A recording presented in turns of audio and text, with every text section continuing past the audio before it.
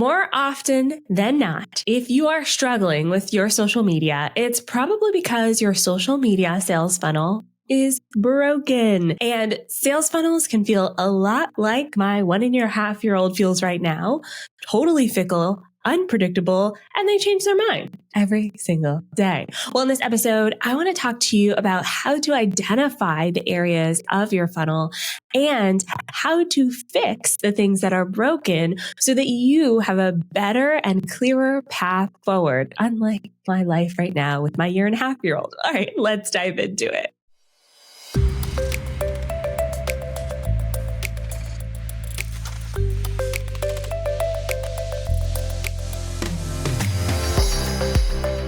Welcome to the Savvy Social Podcast, the show that blends stories and strategies to help businesses create engaged and profitable online communities using the unique power of social media. And now your host, ANDREA Jones.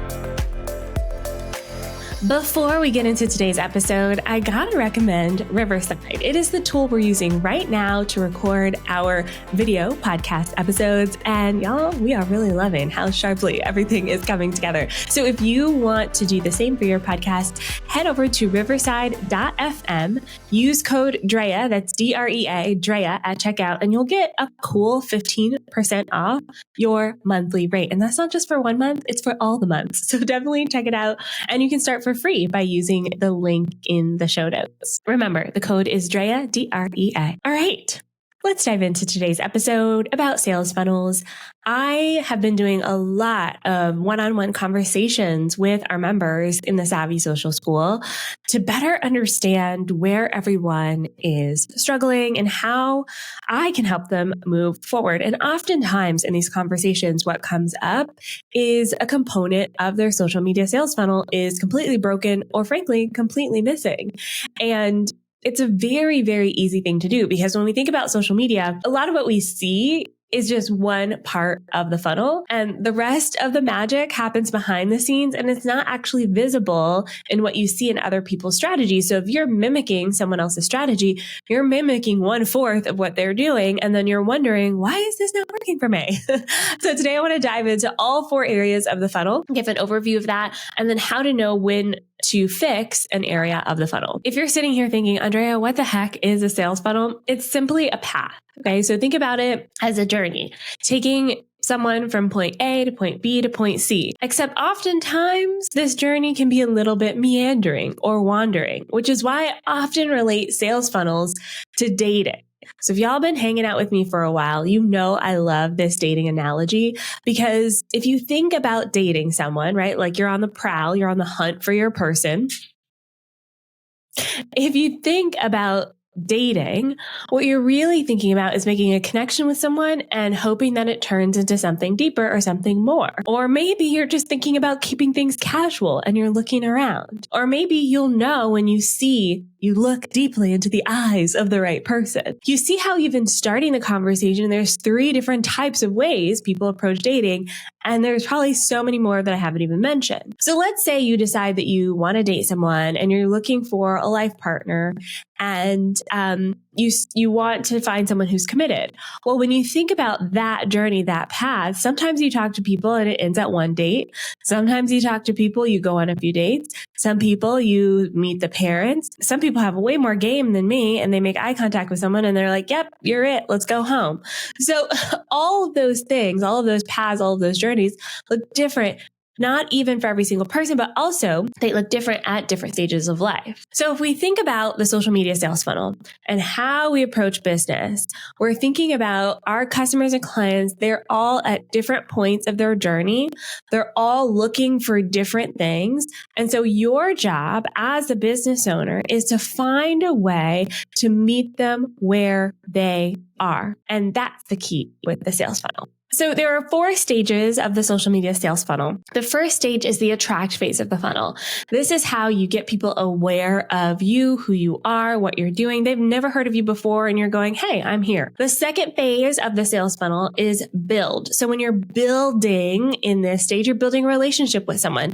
This is a stage we often see on social media. It's all the content, right? The third stage of the funnel is convert. So you're trying to take someone from, hey, we're dating to like, let's get more serious. process. Let's put some labels on this, right? And so when we think about the convert stage, this is typically getting them to purchase something from you. It can also be, if you are more of an influencer or creator, it can also be getting them to become a super fan. Okay. So getting them to take an action with you, whether that be like signing up for a newsletter or something like that. And the last stage of the funnel is advocates. We want to build a group of people who are like, not only do I think this business is cool, I want everyone else to know how cool they are. So they're out there preaching the gospel of your business to everyone that they know. And this is really ultimately where I want us all to be. When we have those advocates telling everybody about their experience with us, it feeds right back into the top of the funnel to the attract phase. Advocates also tend to be your card-carrying loyalists. They will buy all of the things that you put out. They will be there from beginning to end. And they're just great, fantastic people. And it's always my goal to build that with my people. But remember, dating is different for everyone. Not everyone is looking to become a loyal card-carrying fan of all the things I do, right? Some of them are like, I just came here for one thing. I got what I needed, peace. And I'm like, great, nice to know you, right? So I'm not trying to force everyone to become loyalists, but I am guiding people through that journey, knowing that every step of the way, not everyone's going to commit to that deeper commitment. They're not going to want to take that next step, but it's my job as a business owner to offer it. When we are thinking about our sales funnels and determining if they are broken, I gotta mention metrics. I know some of y'all are like, metrics? I gotta look at these numbers. Yes, girl. Look at the numbers. When we think about how social media works, when we think about how marketing works, we got to make sure that we are actually measuring our success, because oftentimes what happens is our very human brains go, man, I feel like this isn't working, and feel like is in quotes, right? I feel like this is not working, and we're relying on our feelings. And when we rely on our feelings, oftentimes that's just the soup of the day, right? How we felt that particular moment, that day. It may not be a great representation of what is actually happening in the business. And if we go after feelings, we oftentimes end up chasing the wrong metrics. Okay. So when you're looking at your funnel, let's start with the awareness stage. If we're looking at our funnel and we're looking at the attract phase of the funnel, this is like people who don't know us, we're trying to get them to know us. The metrics that we're looking at in that stage, they are impressions, reach, video views, things like that. How do we even know that we are reaching people in the first place? And so if, for instance, you have your followers and you see some engagement and you're like, man, my engagement isn't growing, my first question is always, well, are you attracting new people? Your current people, they're engaging as much as they're going to engage, right? They're showing you that. So if you want more engagement, you may need some fresh blood. You may need some new people. And so this attract phase is the most common one that is broken when I'm talking to my members, when I'm looking at my clients, when I'm coaching people, when I'm doing strategy sessions with people, because oftentimes, 9 times out of 10, when your social media is not working, you're just not reaching enough people. Okay, you're not reaching enough people. So take a look in your insights, go into your metrics and see if you are reaching enough people. I was recently on a strategy session with someone and they said it felt like stepping on the scale. They're like, Andrea, I don't want to look at my metrics. It feels like I'm weighing in. And yeah, I get that. It can feel that way sometimes. So it depends on your goals. Most of the business owners I work with still need to look at their numbers, right? I still have to balance my books as much as I do not like it. I do not like it. I like to go off hopes, dreams, and vibes. And unfortunately, business doesn't work that way. And I've got to make strategic decisions based on the numbers, which guess what means? I've got to look at the numbers. It's the same in social media. When you're feeling like things aren't working, it's time to step on that scale, boo-boo. Check your numbers. So awareness, attraction stage of the funnel, look for impressions, look for reach, look for video views. If you see these things are stagnant, you may need to grow. And platforms like TikTok and Instagram will even show you how many of those users are new, meaning they don't follow you. And Instagram specifically does a really great job of this with Reels. So if you look at your stats for Instagram Reels, you'll see how many of those views were from people who don't know you and from people who follow you. Okay. So when you're thinking, hey, I'm not growing, well, let's take a look. Are you reaching new people daily, regularly? And if you're not, that could be why you aren't growing. Okay. To fix this stage of the funnel, you need to start getting proactive, my friend. Oftentimes when we're sitting back waiting for people to discover us, that's a little bit of ego at play. Okay. We just want to do our thing and we want people to come in and go, oh, they're awesome. Let me just organically share them with everyone I know. And it doesn't often work that way. So we've got to get proactive. You've got to start networking and connecting. Maybe even look at some paid advertising. And not just traditional paid advertising like, radio ads or television ads. Social media ads work great. You can even look at specific publications. I was doing a strategy session today with a student in the Savvy Social School, therapists, and they looked in therapy publications and were placing ads there for their online program. So look for ways that you can reach new people. That's the key here. If you feel like things aren't working, this is the place to start. All right, we're going to take a quick break. When we come back, I'm going to talk about the next 3 phases of the funnel and how to fix them. If you're tired of always feeling like you're starting from scratch with your marketing content, spending so much time for something that just is gone in a snap, I have the best solution for you. It is called the Digital Brain Power Pack, our brand new resource for online business owners. And it's designed so that you don't have any more one-hit wonders. You get to store all of your best content in your very own custom created digital vault. So you can repurpose eloquently and you can say goodbye to the never ending desire or need we feel to create completely custom content on social media. Grab the Digital Brain Power Pack today for only $17. And your past content is pure gold. So with this Digital Brain, we are going to mine that content for the gold that it is, shine it up, repackage it, rejuvenate it, and make it feel brand new again, even though you're posting old content on social media. Okay, so what does the Digital Brain Power Pack come with? It comes with our Digital Brain training, so you can really kickstart your journey, know where to start, how to update it. It comes with the ready-to-use template in Airtable, which is my tool of choice when it comes to building out digital brains. It comes with real life examples so you can see digital brains in the wild. And yes, you'll get to peek at my own digital brain. Sneaky, sneaky. And if you are an agency or social media manager, I have a mini training for you in there on how to do this for your clients. So if you are ready to take your content past, present, future to the next level, give that endless hustle the boot and embrace your brilliance, the things you've already created. Again, $17. The link is onlinedrea.com/digital-brain, but y'all know the best link is in the show notes. Click it there. I'll see you there. And we're back. When we think about the next stage of the funnel, this is the build stage of the funnel. This is the one where people don't often have an issue with this stage, or at least the appearance of it at first, because you're producing regular content. However, if that content isn't moving people towards the convert stage of the funnel, it is broken, my friends. Okay. So when we think about the build stage of the funnel, its purpose is to build connection with your audience. Okay. The goal here is to have your audience complete micro actions that show that they're interested in what you have to offer. So we're looking at metrics like followers. So if someone goes from looking at your post in the feed, in a discovery feed, to following you, that's a micro action that they've done to go, hey, I'm actually interested in taking this a little bit farther and seeing where it goes. Okay. We are looking at things like likes and comments. Likes on a very light end, it's basically eye contact at that point. A comment is starting a conversation. And it could be as simple as, hey, I like your shoes. Or it could be like, what do you think about climate change? Right? So when we think about comments on social media, we want to have deep, impactful, meaningful conversation. And it's very hard to do that on social media. I don't typically jump into conversations about what I think about climate change, right? Unless I know the person. So this is the point of this stage.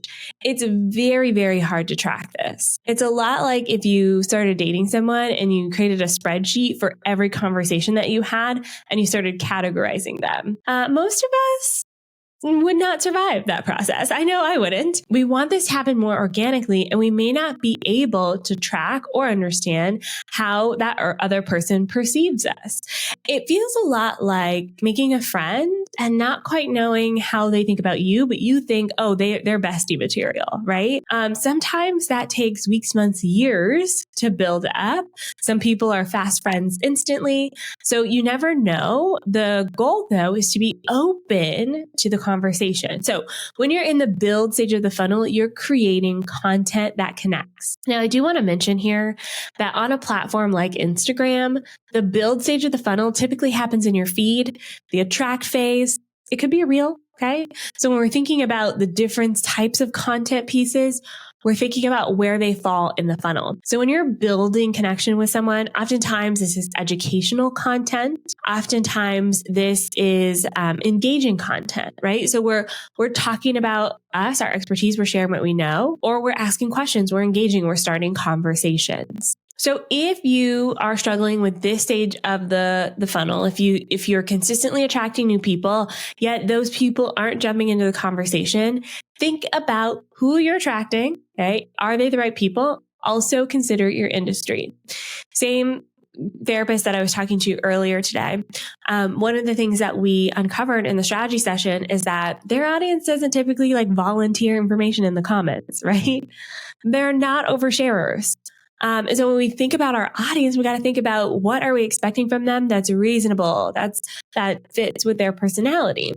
Some audiences love to share, voluntarily will share personal information pieces.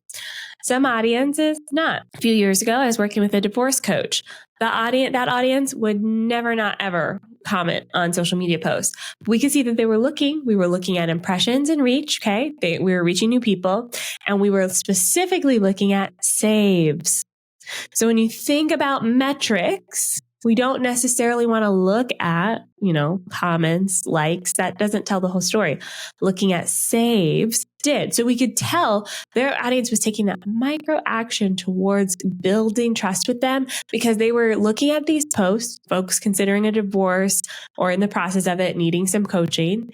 And they saved the post to say to themselves, oh, I definitely want to come back to this later. Okay. So in the build stage of the funnel, look for things like that. Look for signals from your audience that they are building trust with you. If you don't see those signals, try some different content. Okay. It's time to experiment. It's time to crawl inside of their brain and start saying the things that they are thinking that they don't know that you know. We call this in our agency the I feel seen content. We want people to go, oh, I thought I was the only one, or, oh, how'd they know I was thinking that? Right.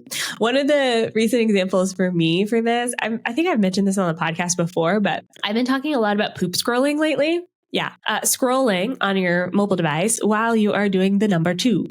Because pretty sure we all do it. If you don't, send me a DM because you are a unique creature and human, and I applaud you for that. The rest of us, we absolutely have our phones with us while we are, doing the dirty deed in the bathroom. So I talk about this because number 1, I don't see anyone else doing it. Okay. And number 2, I think it's a connection point. I'm building trust with you by saying, hey, this is a thing we all do.